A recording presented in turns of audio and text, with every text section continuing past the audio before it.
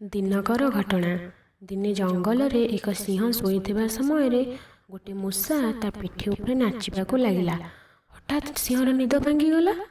किए से नाचुच मो पिठी उपरे निद भांगी गला। ए दुष्ट मूषा तोर एते साहस मो पिठी उपरे नाचुचु मो निद भांगी गला।